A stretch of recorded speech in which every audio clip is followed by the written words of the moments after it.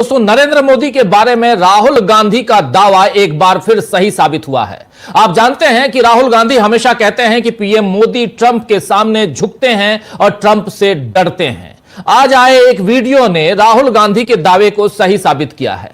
इस वीडियो में ट्रंप ने साफ कहा है कि मोदी ने मुझे खुश करने के लिए रूस से तेल खरीदना कम किया। इसी पर कांग्रेस ने एक पोस्ट में 2 वीडियो क्लिप्स शेयर की है। देखिए जरा इस पोस्ट को, क्या कांग्रेस कह रही है यहां पे।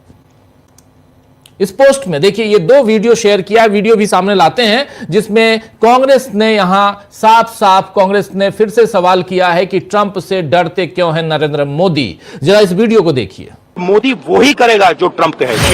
Modi's a very good man. Yes. He's a good guy. He knew I was not happy.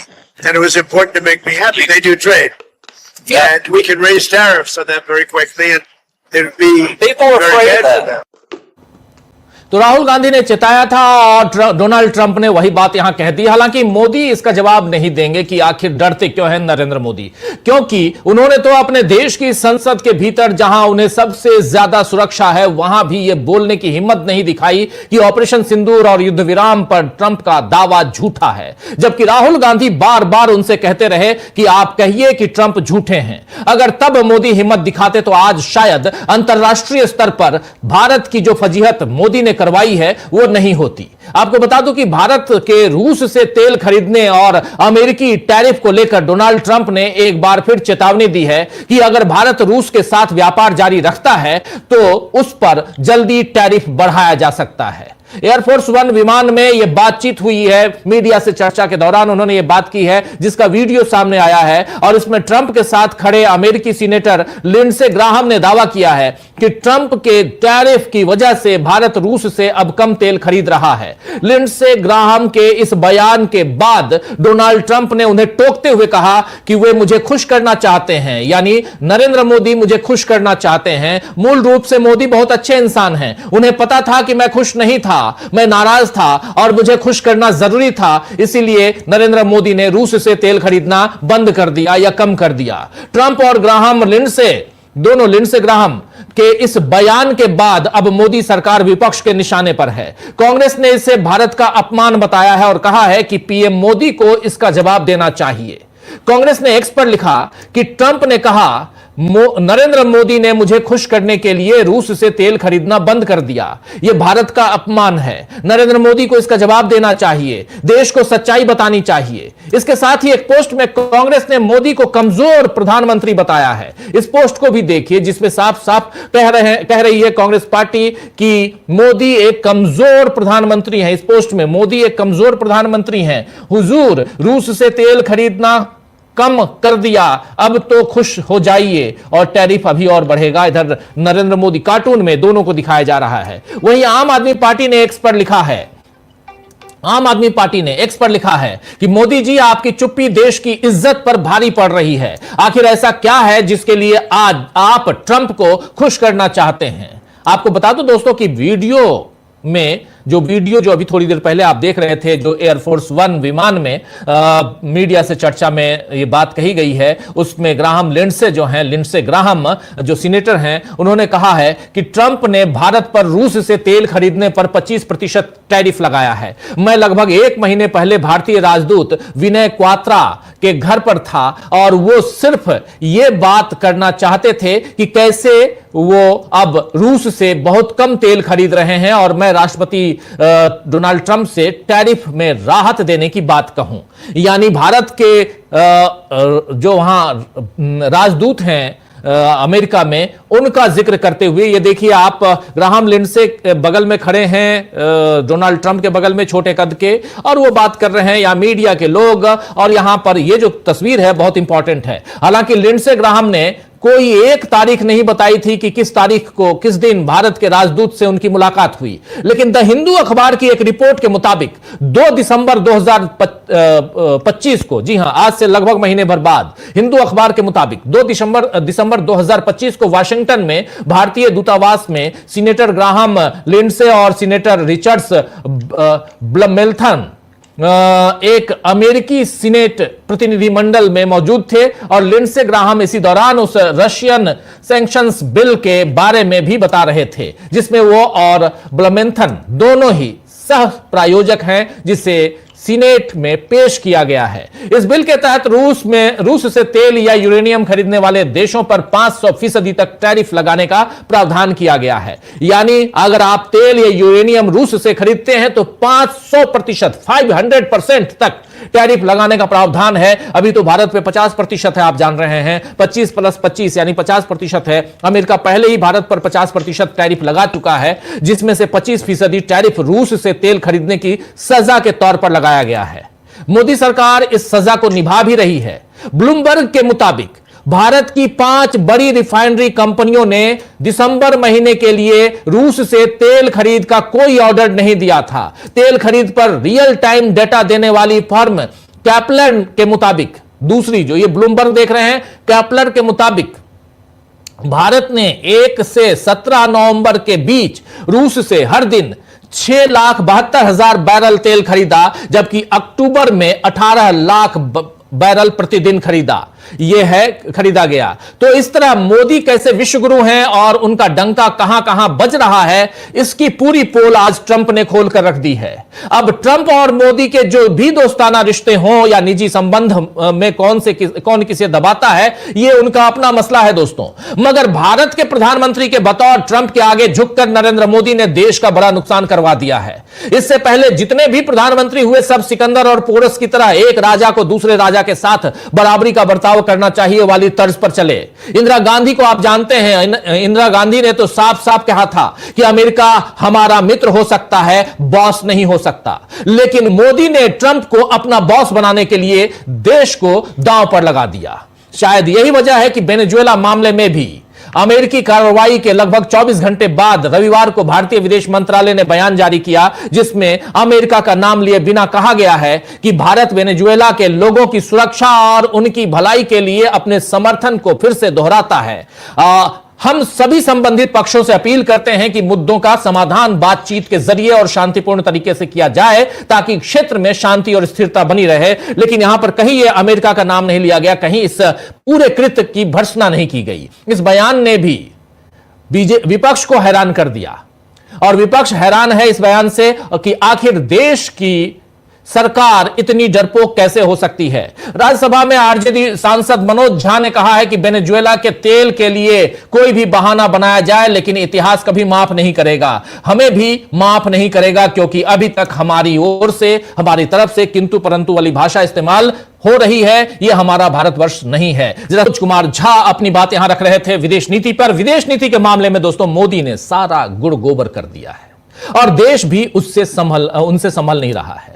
Venezuela और ट्रंप के मसले पर कांग्रेस अध्यक्ष मल्लिकार्जुन खड़गे ने क्या कुछ कहा है, आइए जरा उनको सुनते हैं। बहुत इंपॉर्टेंट है इस पूरे तमाम मसलों को यहां रखना और इसके साथ साथ देश के सुप्रीम कोर्ट में आज जो कुछ हुआ है उस पर भी अपनी बात रखना यहां जरूरी है। और साथ साथ आखिर उधर पश्चिम बंगाल में क्या चल रहा है, चुनाव आयोग बनाम पश्चिम बंगाल सरकार क्या चल रहा है, उस पर भी निगाहें टिकी हुई हैं। सबकी बात हम यहां करेंगे। तो हुए कांग्रेस अध्यक्ष मल्लिकार्जुन खड़गे, भारत की विदेश नीति क्या है, चाहे वो डोनाल्ड ट्रंप का मामला हो, वेनेजुएला का मामला हो या भारत और अमेरिका के संबंध का मामला हो, यानी डोनाल्ड ट्रंप और हमारे देश के प्रधानमंत्री नरेंद्र मोदी का मामला हो, तमाम मसलों पर खुलकर अपनी बात रखते हुए, अपनी विचार रखते हुए यहां मल्लिकार्जुन खड़गे। इधर सुप्रीम कोर्ट चलते हैं। सुप्रीम कोर्ट ने सोमवार यानी आज छात्र नेताओं उमर खालिद और शर्जील इमाम दोनों को जमानत देने से इनकार कर दिया है, जो 2020 के दिल्ली दंगों के मामले में 5 से ज्यादा वर्षों से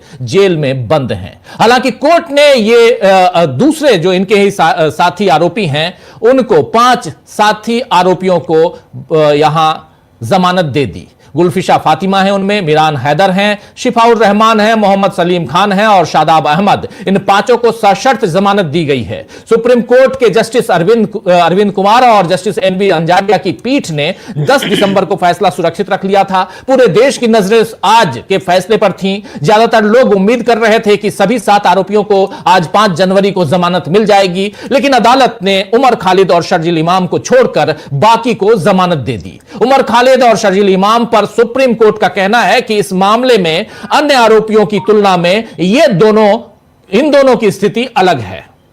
कोर्ट ने कहा है कि मामले के शुरुआती सबूतों से लगता है कि उमर खालिद और शर्जील इमाम दोनों दंगों की योजना और रणनीति बनाने में शामिल थे। और लेकिन ध्यान देने वाली बात यह है दोस्तों यहां की उमर खालिद पर अब तक मुकदमा शुरू नहीं हुआ है, यानी चाहे जितने भी गंभीर आरोप हों और उसके लिए सबूत हों, अब तक उन्हें पुष्ट करने की प्रक्रिया भी शुरू नहीं हुई है, यानी ट्रायल शुरू नहीं हुआ है। जब मुकदमा चलेगा और फैसला आएगा तब पता चलेगा कि उमर खालिद और शर्जील इमाम दोषी थे या नहीं थे। लेकिन अभी उन्हें बिना दोष सिद्धि के ही 5 साल से ज्यादा का वक्त हो गया जेल भुगतनी पड़ रही है। और सुप्रीम कोर्ट कह रहा है कि इस दौरान, जांच के दौरान अगर आप जेल में हैं तो इसे सजा नहीं माना जाएगा। यहां दूसरी बात बहुत महत्वपूर्ण है, यूएपीए की धारा 15 का यहां पर उसकी व्याख्या करते हुए आज इन दोनों महानुभाव माननीय जजों ने, जस्टिस अरविंद कुमार ने और जस्टिस एनवी अंजारिया ने, दोनों ने कहा कि यूएपीए की धारा 15 से इतर अगर आप देश के कामकाज में बाधा उत्पन्न करते हैं, सरकारी कामकाज में बाधा उत्पन्न करते हैं और आर्थिक नुकसान पहुंचाते हैं तो उसे भी अपराध माना जाएगा और इससे आपकी जो सजा है, आपके ऊपर जो आरोप है वो कम नहीं हो जाते हैं। इसलिए भी चूंकि इन लोगों ने, इनके ऊपर कोई हत्या या ऐसे मामले उस ढंग से प्रत्यक्ष रूप से नहीं दिखाई दे रहे हैं, लेकिन यह दिखाई देता है, इसलिए इनको जेल में रहना चाहिए। चलिए, बहुत सारी बातें हैं इस पर, कानूनविद अपने विचार अपनी बातें रख रहे हैं, आप लोग सुन रहे होंगे, लेकिन दुखद है। इस बीच पश्चिम बंगाल से बीजेपी को बड़ी चुनौती मिल रही है दोस्तों। मुख्यमंत्री ममता बनर्जी ने सोमवार आज कहा है कि वो राज्य में मतदाता सूची के विशेष गहन पुनरीक्षण यानी एसआईआर, जो स्पेशल इंटेंसिव रिवीजन कहलाता है इंग्लिश में, इसके दौरान किए गए अमानवीय आचरण के खिलाफ अदालत का रुख करेंगी। ममता बनर्जी ने यहां तक कह दिया है कि यदि अनुमति मिली तो मैं भी उच्चतम न्यायालय में याचिका दायर कर एक आम नागरिक के रूप में इस अमानवीय प्रक्रिया के खिलाफ आवाज उठाऊंगी। मैं एक प्रशिक्षित वकील भी हूं। वहीं बूढ़े लोगों को लाइन में लगवाने पर मुख्यमंत्री ने सवाल किया है कि अगर कोई भाजपा नेताओं के बूढ़े माता पिता को पहचान साबित करने के लिए लाइन में खड़ा कर दे तो उन्हें कैसा लगेगा। जब से एसआईआर शुरू हुआ है, डर से कई लोगों की मौत हो चुकी है और कई अन्य अस्पताल में भर्ती हैं। ममता बनर्जी ने चुनाव आयोग पर भी निशाना साधते हुए कहा है कि व्हाट्सएप के जरिए लोगों को गायब करने की कोशिश हो रही है, लेकिन जो ऐसा कर रहे हैं वे खुद राजनीतिक रूप से गायब हो जाएंगे। ममता बनर्जी ने चुनाव आयोग और बीजेपी पर निशाना साधते हुए यह भी कहा कि मैं यहां किसी भी वक्फ प्रॉपर्टी पर कब्जा नहीं होने दूंगी और यहां कोई डिटेंशन कैंप नहीं बनेगा। मिस्टर वैनिश कुमार और दुर्योधन और दुशासन, हम तुम्हें दिखाएंगे, न्याय का इंतजार करो। यह बात कहना है ममता बनर्जी का। वैनिश कुमार आप समझ गए होंगे, ज्ञानेश कुमार के लिए कह रही हैं, और दुर्योधन दुशासन पहले से कहती आई हैं नरेंद्र मोदी के लिए और अमित शाह के लिए। कह रही है ममता बनर्जी कि हम तुम्हें दिखाएंगे, न्याय का इंतजार करो। तो विदेश से लेकर देश तक, सुप्रीम कोर्ट से लेकर वहां पश्चिम बंगाल तक जो कुछ हो रहा है उस पर चर्चा लाजमी है। आज का दिन बहुत इंपॉर्टेंट, बहुत महत्वपूर्ण दिन। आइए दोस्तों, आज चर्चा करते हैं, क्या इतिहास मोदी को एक कमजोर प्रधानमंत्री के तौर पर याद करेगा जिनके 11 सालों में लोग अन्याय भुगतते रहे और मोदी चुप बैठे रहे। ट्रंप ने कैसे खोली मोदी की पोल, यह समझने की कोशिश करते हैं, और कैसे सवालों में सुप्रीम फैसला है, सुप्रीम कोर्ट का सुप्रीम फैसला कैसे सवालों में है, इन सब का जवाब ढूंढने की कोशिश करते हैं। हमारे साथ कुछ वरिष्ठ साथी जुड़े हुए हैं, उनसे पहले आपका परिचय करवाता हूं और फिर आगे बढ़ते हैं। देखिए, इस वक्त 5 वरिष्ठ साथी हमारे साथ जुड़े हुए हैं। हमारे साथ हैं अमलेंदु उपाध्याय जी, हमारे साथ जुड़े हुए हैं प्रशांत टंडन जी, हमारे साथ जुड़े हुए हैं डॉक्टर राकेश पाठक जी, सुनील शुक्ला जी और संजय कुमार सिंह साहब। आप पांचों का स्वागत इस्तकबाल है। स्वागत इस्तकबाल आप तमाम दोस्त साथी शुभचिंतक आप सबका जो अब तक जुड़ चुके हैं उनका भी, जो जुड़ने वाले हैं उनका भी। सीधे डॉक्टर राकेश पाठक जी, इस मसले पे आपका क्या कहना है? जल्दी से इस पे फिर आगे बढ़ेंगे और पहुंचेंगे हम जरा सुप्रीम कोर्ट में जो कुछ हुआ है उस पे भी आज बहुत कुछ है, उस पे भी बात करने का। अमलेंदु जी। देखिए राजीव जी, एक तो ट्रंप ने लगातार जिस तरीके से बात की है और आज जो मतलब ट्रंप ने बोला है अपने हवाई जहाज में बैठकर मोदी जी के लिए, उसमें तो साफ साफ उन्होंने मतलब सीधे सीधे मोदी जी का अपमान किया है। मोदी जी की जब ट्रंप तारीफ करते हैं तब मोदी जी के कान में तुरंत सुनाई पड़ जाता है। मोदी जी तुरंत ट्वीट करके आभार प्रकट करते हैं ट्रंप साहब का कि बहुत बहुत शुक्रिया, बहुत बहुत थैंक यू आपका, आपने हमारी तारीफ की। लेकिन जब ट्रंप अपमान कर रहे हैं तब मोदी जी के श्री मुख से एक शब्द नहीं निकल रहा है। तो ये बड़ी चिंता का विषय है। हमको राजीव जी मोदी जी के सम्मान की चिंता हो रही है कि मोदी जी जो हैं वो इस पर क्यों नहीं कर रहे। तो मोदी जी को अपने सम्मान की चिंता क्यों नहीं हो रही है, ये बड़ा प्रश्न है। कम से कम मोदी जी को अपने सम्मान की थोड़ी चिंता होनी चाहिए। अपने सम्मान की ना भी हो, चूंकि आपका सम्मान जो भी हो हम नहीं कह सकते क्या है क्या नहीं है, लेकिन भारत के प्रधानमंत्री के तौर पे आपका एक सम्मान निश्चित तौर पे है और वो सम्मान हम भी करते हैं भारत के प्रधानमंत्री के तौर पे। हमारी आपसे कुछ मसलों को लेकर राजनीतिक असहमतियां हो सकती हैं, वैचारिक असहमतियां हो सकती हैं, आपकी नीतियों को लेकर हमारा जो है विरोध हो सकता है, लेकिन आप हमारे प्रधानमंत्री तो हैं। जब तक हैं तब तक हमको आपको प्रधानमंत्री के तौर पर स्वीकार करना ही है। ऐसा तो हम नहीं कर सकते कि हम आपको प्रधानमंत्री पद से बर्खास्त कर दें, ये तो हमारे पास ताकत नहीं है। तो हम आपका सम्मान करेंगे भारत के प्रधानमंत्री के तौर पर, भले ही हम एक व्यक्तिगत तौर पर नरेंद्र मोदी का सम्मान करें या ना करें, लेकिन भारत के प्रधानमंत्री का तो अपमान हम नहीं कर सकते। तो आपको भी भारत के प्रधानमंत्री का सम्मान करना चाहिए और आपको भी भारत के प्रधानमंत्री का सम्मान रखना चाहिए। ये हमारी अपील है प्रधानमंत्री नरेंद्र मोदी जी से कि आप भारत के प्रधानमंत्री का सम्मान रखें और अगर डोनाल्ड ट्रंप भारत के प्रधानमंत्री का अपमान कर रहे हैं तो आपको खुलकर डोनाल्ड ट्रंप को जवाब देना चाहिए। 140 करोड़ लोगों का देश इस मसले पर आपके साथ खड़ा होगा, कहीं से कोई चूं चपड़ नहीं आएगी कि आपने डोनाल्ड ट्रंप को क्या जवाब दे दिया। विपक्ष भी लगातार राजीव जी यही बात कर रहा है। आज कांग्रेस ने भी जो ट्वीट किए हैं और तो कांग्रेस ने जिस तरीके से बातें कही हैं वो भी बातें यही है, भले ही उसमें कटाक्ष मोदी जी के ऊपर की, राहुल गांधी ने जो कहा वो सही कहा और आपने उसको सच साबित कर दिया, लेकिन यही कहा जा रहा है कि भाई आप क्यों बर्दाश्त कर रहे हैं इसको, आप जवाब क्यों नहीं देते, आप इसका जवाब दीजिए। तो यही जो है प्रधानमंत्री से कहा जा रहा है कि आप इसका जवाब दीजिए और आप दुनिया के सबसे बड़े लोकतंत्र के, हालांकि वो लोकतंत्र आपने कितना छोड़ा है उस पर एक अलग से बहस हो सकती है, लेकिन जब तक है तब तक तो आप भारत के मतलब दुनिया के सबसे बड़े लोकतंत्र के आप प्रधानमंत्री हैं। तो पूरी दुनिया को क्या संदेश दिया जा रहा है ट्रंप के जरिए, ये भी आप देखिए। तो अगर वास्तव में विश्वगुरु आप बने या ना बने वो अलग का मसला हो सकता है कि आप विश्वगुरु बनते हैं कि नहीं बनते हैं कि नहीं, आप वो सब बातें ठीक है, लेकिन आप दुनिया के सबसे बड़े लोकतंत्र के प्रधानमंत्री हैं तो इस पर आपको निश्चित तौर पर जवाब देना चाहिए। दूसरा राजीव जी, मुझे लगता है कि हम लोगों को वेनेजुएला के ऊपर जो है एक अलग से कार्यक्रम करना चाहिए, क्योंकि वेनेजुएला को लेकर पूरे मतलब जो हमारा इकोसिस्टम है, चाहे सोशल मीडिया का या तमाम पत्रकारों का भी, बहुत सारी गलतफहमियां हैं। अब एक सुनाम धन्य जो हैं पत्रकार हैं, बहुत बड़े अंतर्राष्ट्रीय पुरस्कार विजेता हैं, वो कह रहे हैं कि वो चूंकि तानाशाह हो गए थे वेनेजुएला और इसलिए उनकी दुर्गति हो रही है, दुनिया उनके साथ नहीं आएगी। ये पता ही नहीं है सुनाम धन्य पत्रकार को कि वेनेजुएला आज से नहीं बरसों से खटक रहा है अमेरिका की नज़रों में, वो डोनाल्ड ट्रंप के समय से नहीं खटक रहा है। पूरे लैटिन अमेरिका देश जो है वो अमेरिका की नज़र में जाने कब से खटक रहे हैं। क्यूबा जो है थोड़ी दूर पे ही है, वो लगातार खटकता रहता है और क्यूबा है, मैक्सिको है, कोलंबिया है, ये सारे अर्जेंटीना है, सब ये अमेरिका के विरोधी हैं। जितने भी लैटिन अमेरिकी देश हैं वो सब अमेरिका के राजीव जी विरोधी हैं। और मुझको याद पड़ता है कि जब कोरिया से विरोधी रहे न रहे, लेकिन अमेरिका को ये देश खटकते हैं, और खासकर आज के तानाशाह को। तो तानाशाह कौन है? तानाशाह आप कह सकते हैं हम कि जो उठा के, भाई आप अहमदाबाद आकर अगर ओसामा बिन लादेन को मार डालते हैं, उठा के ले जाते हैं तो चलो वो आतंकवादी था, लेकिन क्या ये आतंकवादी है? आप उठा के किसी को लेके गए और अपने कोर्ट में मतलब सब कुछ हम ही, तो फैसला क्या होगा आपको पता है। बिल्कुल राजीव, तो इसलिए जो इस पे मतलब जो लैटिन अमेरिकी देशों के साथ अमेरिका के संबंध हैं, वह अपनी बात खत्म करता हूँ एक बात के साथ कि उत्तर कोरिया से जब चल रहा था तो हमारे यहाँ एक कवि थे, उनका नाम ध्यान नहीं आ रहा चूँकि हमारे पिता सुनाया करते थे, उन्होंने कविता लिखी कि मैं एटम, मुझको तुच्छ कोरिया पीट रहा है, मैं एटम बम की मार लिए फिरता हूँ।